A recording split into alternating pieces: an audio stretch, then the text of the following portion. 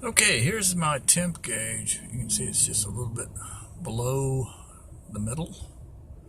I've run the car for, I don't know, 20 minutes driving around town. Not very far, but far enough to get it fully heated up, or at least close to fully heated up. And that's what my temp gauge reading is. Now, here's a scanner that I've got running that will show you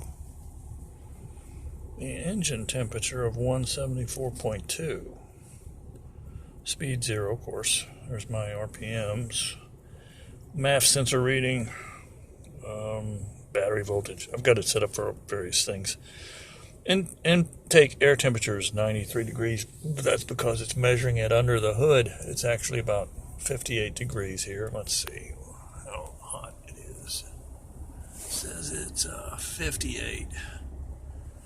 Well, under the hood, of course, it's hot, so let's see what else we got here. Idle air control valves at 42%. It says my fuel economy is at 16.9. Microseconds on the injector pulse. Long-term fuel. Bank 1. That's short-term bank 1. Short-term bank 2. So there's my fuel trims. It's running a little rich on bank 1. Pretty good on bank 2. So O2 sensor voltage. Bank 2 is the one I replaced, so you can see it's actually switching. See, it just switched there. It's responding. Bank 1 it's cooked. Pooped the bed. Didn't work. Heater circuit's bad.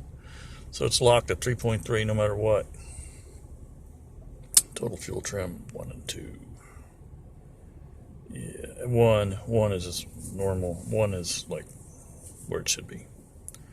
But this shows you a lot of data about your engine. That's a whole lot more sophisticated or helpful than just your gauges on the dash.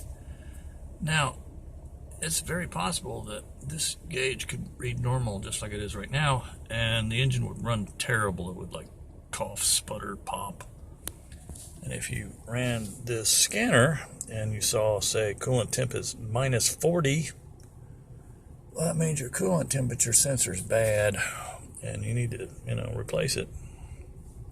Similarly, if your MAF sensor is reading instead of 3.8 at idle, if it's reading 7 or 9, well, then that indicates a MAF sensor problem. If that's reading, I'd guess 45 is about right then, since it's running nice. But say it was like at 100, well, or if it was like 2, 10, something like that.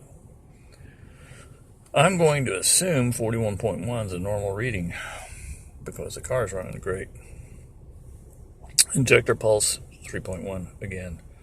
Assume that's normal. Suppose it was like 7.2. Well, injector problem of some sort.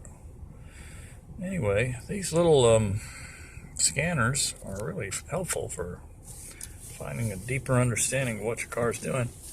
This one runs off of that little Bluetooth connector that I bought for, $50. Came with the software included, so the software and the scanner or Bluetooth device was about $50. And this is Toyota PIDs. You can download, which I did, Toyota specific PIDs for enhanced data. It's really quite helpful. I recommend it to anybody who wants to have a more deeper understanding of how their car works. Hope you found this helpful. Thanks. Oh, Merry Christmas.